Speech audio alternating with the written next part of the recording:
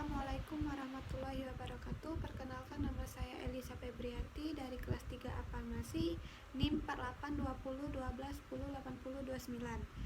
Baiklah, di sini saya akan mempresentasikan atau menjelaskan tentang formulasi sediaan cair semi padat salep. Farmakope Indonesia 6 2020. Salep adalah sediaan setengah padat ditunjukkan untuk pemakaian topikal pada kulit atau selaput lendir. Dasar salep digunakan sebagai pembawa, dibagi dalam 4 kelompok. Dasar salep senyawa hidrokarbon, dasar salep serap, dasar salep yang dapat dicuci dengan air, dasar salep larut dalam air. Setiap salep obat menggunakan salah satu dasar salep tersebut.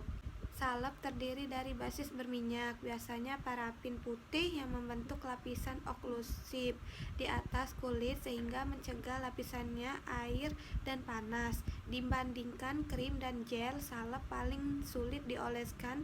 Secara kosmetik, salep tidak begitu menarik. Dasar salep hidrokarbon. Yang pertama, dasar salep ini dikenal sebagai dasar salep berlemak, antara lain vaselin putih dan salep putih. Yang kedua, hanya sejumlah kecil komponen berair dapat dicampurkan ke dalamnya.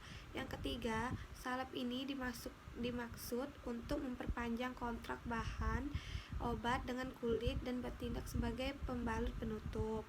Yang keempat, dasar salep hidrokarbon digunakan terutama sebagai emolien dan sukar dicuci. Yang kelima, tidak mengering dan tidak tampak berubah dalam waktu lama. Dasar salep larut dalam air. 1. Kelompok ini disebut juga dasar salep tak berlemak dan terdiri dari konstituen larut air. 2. Dasar salep jenis ini memberikan banyak keuntungan seperti dasar salep yang dapat dicuci dengan air dan tidak mengandung bahan tak larut dalam air seperti parafin, lanolin, anhidrat, atau malam. Yang ketiga, dasar salep ini lebih tepat disebut dengan gel. Pemilihan dasar salep. 1. Pemilihan dasar salep digunakan pada beberapa faktor seperti khasiat yang diinginkan, sifat dan stabilitas bahan obat yang dicampurkan. 2. Dalam beberapa hal perlu menggunakan dasar salep yang kurang ideal untuk mendapatkan stabilitas yang diinginkan. 3. Misalnya obat-obat yang cepat terhidrolisis lebih stabil dalam dasar salep hidrokarbon daripada dasar salep yang mengandung air. Eksipien umum sediaan semisolid. 1. Basis, 2. Pengawet, 3. Humektan, 4. Antioksidan, 5. Emulsifir, yang keenam gelling agent, 7. Permeation enhancer, 8. Buffer. Eksipien salep. 1. Basis, 2. Oksidan, 3. Pengawet. Basis hidrokarbon. 1. Basis minyak disebut juga dengan basis hidrokarbon. 2. Aplikasi pada kulit memberikan efek emulsion, yaitu menjaga kelembapan kulit, memberikan efek oklusif, dan dapat menempel pada kulit dalam waktu lama karena tidak tercampur dengan air dan sulit tercuci air. Yang ketiga, beberapa contoh basis minyak adalah petrolatum putih, salep putih, dan salep kuning. Basis yang dapat dicuci dengan air. 1. Basis tercuci air merupakan emulsi minyak dalam air menyerupai sediaan krim. 2. Basis ini mudah tercuci dengan air karena fase luar dari sistem adalah air. 3. Contoh dari basis sediaan salep ini adalah hidropolik omnem UPS. Basis yang larut dalam air. 1. Basis salep larut dalam air merupakan basis salep yang tidak mengandung basis minyak. 2. Basis ini dapat tercuci sempurna.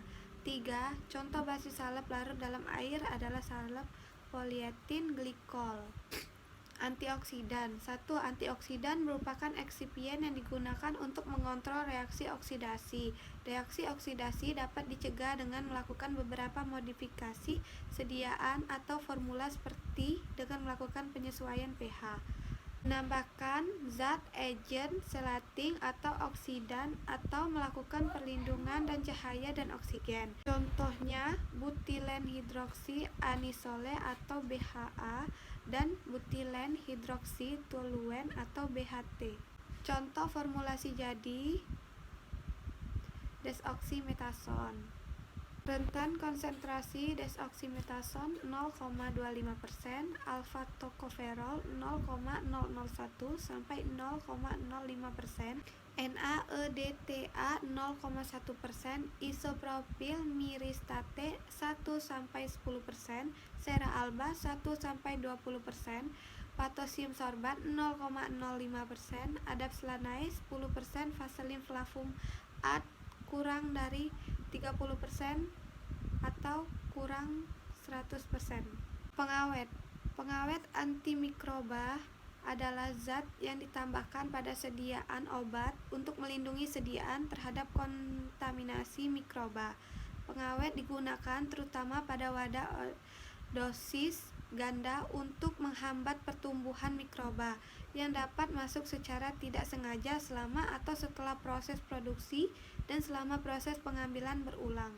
Metode inkorporasi. 1. Metode ini dibuat dengan cara mencampurkan semua komponen hingga diperoleh campuran yang homogen.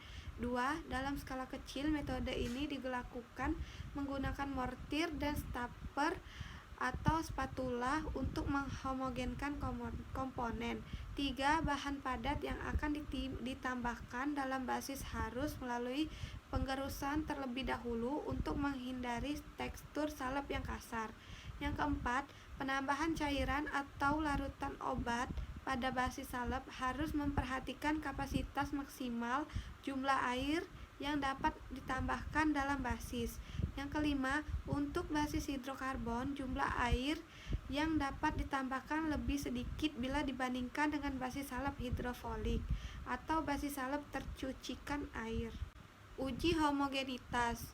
Uji homogenitas dilakukan dengan cara mengoleskan sediaan pada kaca objek tipis-tipis dan amati kehomogenan sediaannya. Uji daya sebar. Pengujian daya sebar tiap sediaan dengan variasi tipe basis dilakukan untuk melihat kemampuan sediaan menyebar pada kulit.